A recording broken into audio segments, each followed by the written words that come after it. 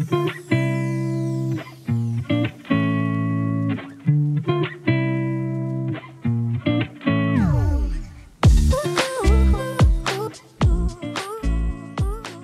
les Verseaux, j'espère que vous allez bien. Je suis ravie de vous retrouver aujourd'hui sur ma chaîne. Bienvenue à tous. On se retrouve pour votre guidance spéciale célibataire. On va aller voir dans les grandes lignes ce qui s'y trouve.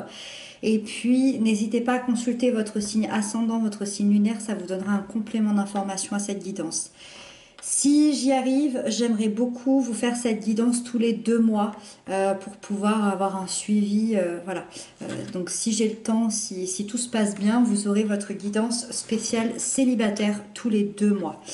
Voilà, allez, c'est parti, on découvre les cartes ensemble. Alors ici, vous avez votre énergie générale.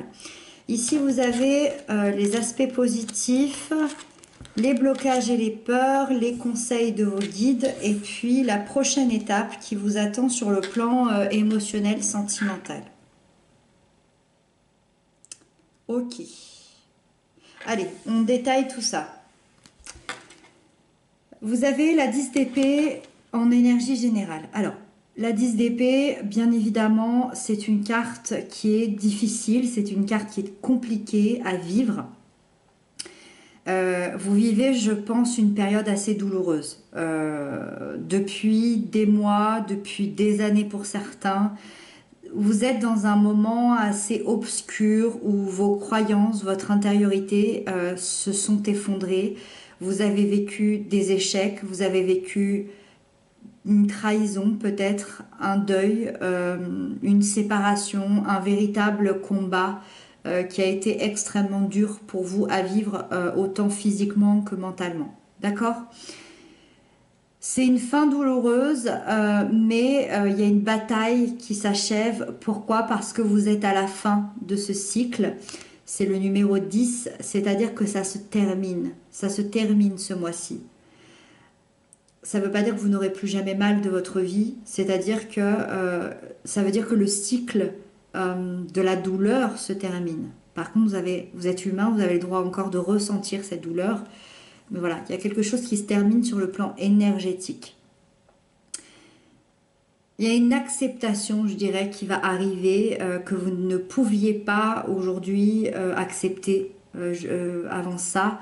On vous annonce c'est comme si on vous annonçait une régénération après ça. Vous allez clore ce chapitre pour en écrire un nouveau. Voilà. Avec ça, vous avez la 9 d'épée en positif. La 9 d'épée en positif, qu'est-ce qu'elle veut dire ? Elle veut dire que c'est la fin d'une période de crise. C'est la fin d'une période de doute, de douleur. Vous prenez conscience que vous aviez des peurs et des angoisses qui étaient là parce que vous étiez tellement envahi peut-être par le chagrin que vous aviez du mal finalement à reprendre le dessus, à avoir des pensées rationnelles. Et c'est la fin de cette grande douleur ici. C'est la fin. Il y a un apaisement qui se fait, il y a une sérénité qui se fait et vous allez pouvoir maîtriser vos angoisses, vous allez pouvoir maîtriser vos peurs, vous allez pouvoir les accepter. Je dirais que vous allez même changer votre perspective, vous allez rentrer dans un espèce de dialogue intérieur bienveillant avec vous-même et cette évolution-là, elle va créer des changements dans votre vie. Il y a vraiment une promesse pour la suite que tout va bien se passer. Voilà. Alors, avec ça, dans les blocages et les peurs, vous avez le roi de coupe. Alors, effectivement, c'est ce que je vous disais tout à l'heure, on reste humain, des peurs, des blocages, je pense qu'on en aura toute notre vie. Qu'est-ce qu'au mois de novembre, qu'est-ce que le mois de novembre nous dit sur vos blocages et vos peurs les plus importantes ? Ce roi de coupe, dans son sens négatif, dirait que vous êtes peut-être dans un hyper-contrôle permanent.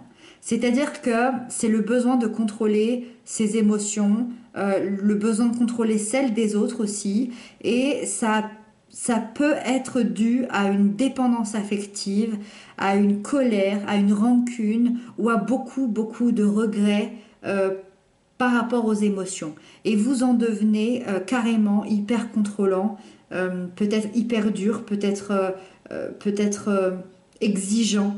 Voilà. Et du coup, c'est un peu ce truc de bah, je me ferme du coup comme une huître et la prochaine personne qui rentrera dans ma vie, elle n'est pas encore née. C'est un peu ça. Hein. Si tout ça ne vous parle pas, ce roi, ça peut également représenter quelqu'un de votre entourage, une personne qui fait déjà partie de votre vie, ou alors, dans certains cas, ça peut être une personne que vous allez rencontrer, et dans ce cas-là, attention, hein, on met le gros warning, parce que ça va être quelqu'un de très toxique, de très instable, de très coléreux, qui n'hésitera pas à vous manipuler et à vous faire du chantage affectif. Ça, c'est peut-être quelqu'un qui fait partie de votre vie, qui fait partie peut-être de votre passé, et c'est peut-être à cette personne que vous dites au revoir. C'est peut-être ça la fin de cette douleur. C'est peut-être cette personne toxique. Et dans ce cas-là, ce serait positif. Par contre, c'est encore dans les blocages et les peurs. Donc, il y a quelque chose à dépasser sur ce plan-là au mois de novembre. Ça, c'est à vous. J'imagine, enfin, personne n'a la même vie, hein, bien évidemment. Donc, vous prenez l'option qui vous parle. Le conseil.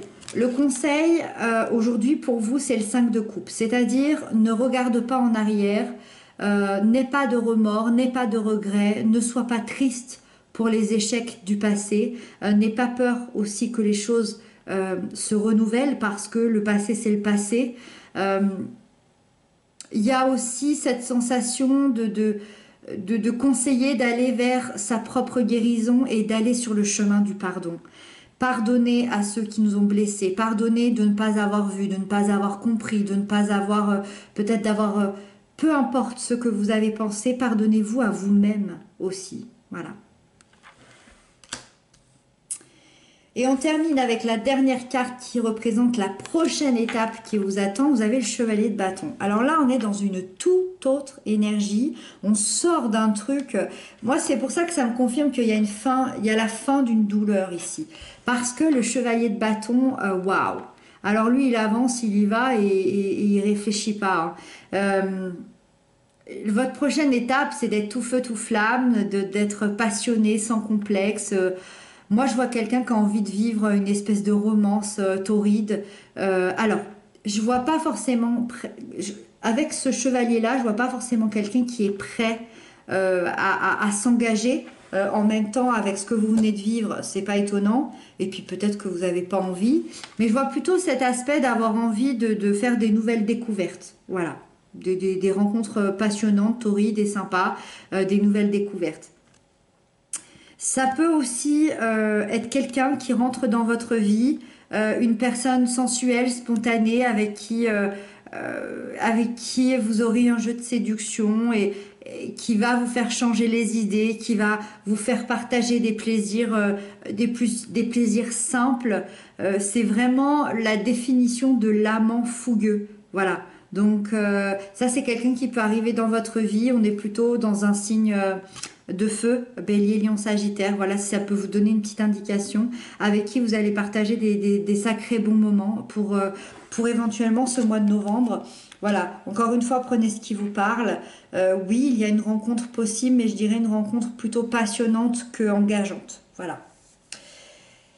Voilà, mes chers amis, j'espère que cette guidance vous aura plu, vous aura parlé. N'hésitez pas à m'inscrire sans commentaire. On se retrouve bientôt et puis d'ici là, je vous embrasse bien fort.